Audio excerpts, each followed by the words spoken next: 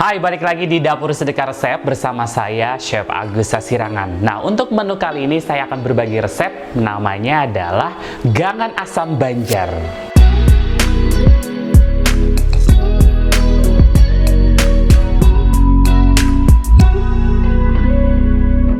Nah, biasanya kalau di Banjarmasin, di Kalimantan Selatan, satu ekor ikan patin itu menjadi beberapa hidangan. Bagian kepalanya itu bisa dibikin sayur asam atau gangan asam. Bagian dagingnya itu di episode sebelumnya saya sudah mengangkat menjadi paisan patin Banjar, dan di bagian ekornya itu biasanya dibakar. Nah, untuk kali ini kita mau memanfaatkan bagian kepala ekor patin yang sudah saya cuci bersih. Kemudian nanti ada beberapa bumbu yang akan kita haluskan, serta juga nanti sayuran yang akan kita masukkan untuk membuat gangan asam Banjar. Nah, yang pertama di sini saya mau mendidihkan dulu kurang lebih sekitar 1 liter air ya, saya masukin. Nah, ini boleh kita nyalakan apinya. Jadi sambil menunggu apinya mendidih, kemudian di sini kita akan menghaluskan beberapa bumbu. Nah, ini kebetulan juga resep peninggalan almarhumah mama saya ya, yang sudah saya pernah angkat juga di buku warisan rasa.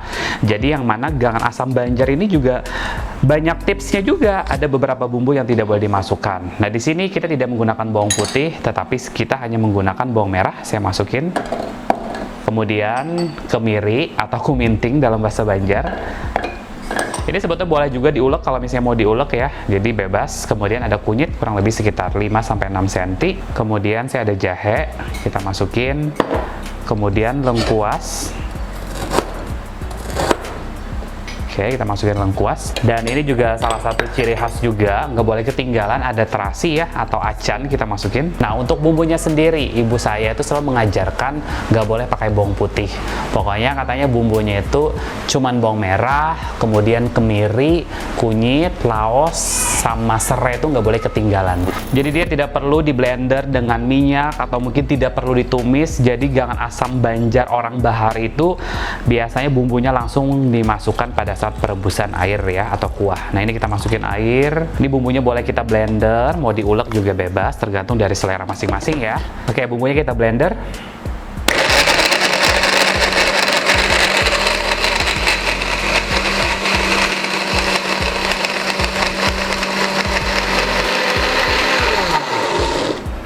Oke, nah ini bumbunya sudah halus. Nah, ini boleh langsung kita masukkan ke dalam kuahnya ya.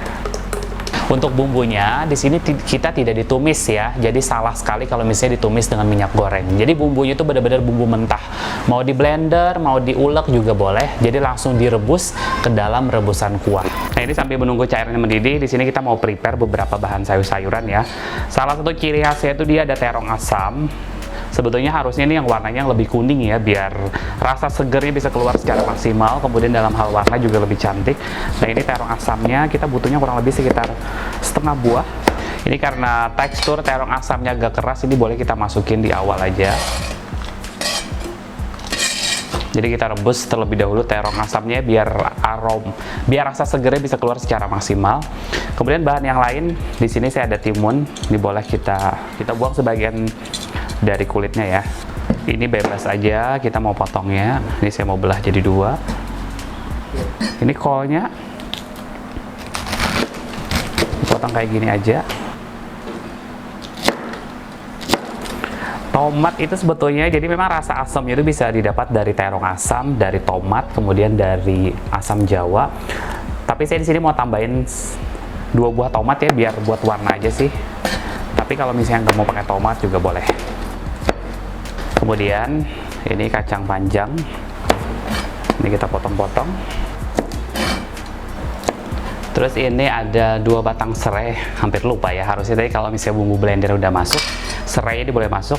Ini boleh kita memarin aja. Ini boleh kita masukin serainya. Nah, ini bener-bener kuning Banjarnya sayur asam ya. Nah, untuk warnanya sendiri, ciri khas dari gangan asam Banjar itu harus kuning nyarak atau kuning terang. Jadi kuning itu benar-benar kuat dari kunyitnya. Kemudian sayurannya pun juga direbus itu harus bertahap, dari yang teksturnya lebih keras dulu sampai teksturnya yang lebih lembut. Ini kita rebus aja dulu biar bumbunya matang, terutama di sini ada unsur kunyit sama kemirinya terus benar-benar matang. Kemudian buat tambahan warna, di sini aku ada cabai hijau besar, cabai merah besar, ini boleh dipotong serong ya, ini buat tambahan warna aja. Oke, kalau dirasa udah bumbunya cukup matang ya, kemudian boleh kita masukin sayuran yang pertama, itu ada timun. Karena timun di sini teksturnya agak keras ya, jadi kita masukin pertama. Nah, selanjutnya habis timun, biasa kalau mau lebih gurih, lebih enak, orang Banjar itu biasanya suka masukin kepala ikan patin atau mungkin kepala ikan haruan ya. Ini kondisional aja sih, kalau misalnya nggak pakai kepala ikan juga boleh, tapi mau pakai daging juga boleh. Nah, ini kita masukin kepalanya, 1 ekor kepala ikan patin, saya belah jadi 2 bagian ya. Untuk tips ikan patin, biasanya kan banyak orang tuh yang nggak begitu suka dengan ikan patin karena bau anyir atau mungkin bau tanah atau mungkin bau amis. Satu tips yang benar-benar bagus banget itu adalah direndam dengan air kapur sirih kurang lebih sekitar 10-15 menit, kemudian nanti dicuci bersih. Nah, itu bau amis atau bau nggak enak dari ikan patin itu akan hilang. Kemudian untuk bumbunya itu 2 macam aja, garam sama penyedap. Jadi kalau ibu saya ngajarin gak usah pakai gula pasir, katanya biar rasanya nggak enak, gak usah pakai merica juga. Kita kasih garam.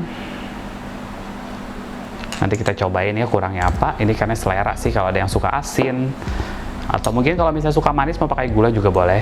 Jadi nggak ada yang ngelarang. Kemudian aku juga ada air asam jawa di sini ya. Kurang lebih sekitar 2 sendok makan.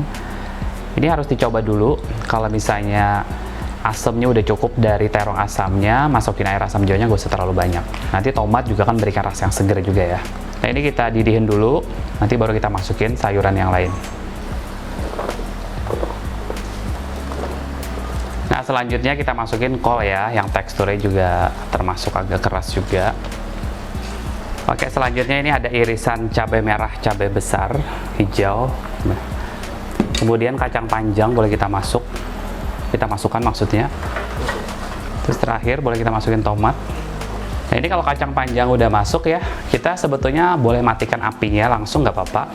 Karena nanti setelah dimatiin api juga kan akan ada proses memasak juga biar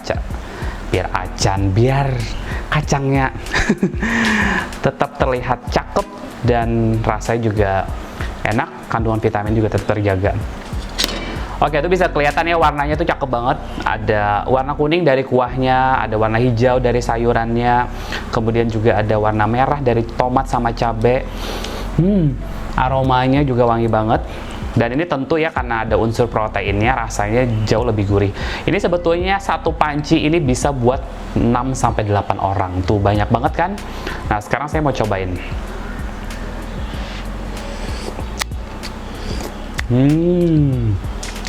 Jadi rasanya itu seger, itu pasti. Kemudian kedua aromatik banget dengan kunyit, dengan rempah-rempah bumbu kuningnya. Kemudian gurih dari kaldu ikannya dan tidak manis sebetulnya, tapi ada unsur manisnya juga sih dari ikannya ya, dan sayur-sayurannya. Dan ini kalau bisa disajikan dengan sambal limau kuit dan ikan bakar, wah, menjadi sesuatu yang sempurna. Nah, sudah jadi. Ini dia gangan asam Banjar ala Agus Sasirangan.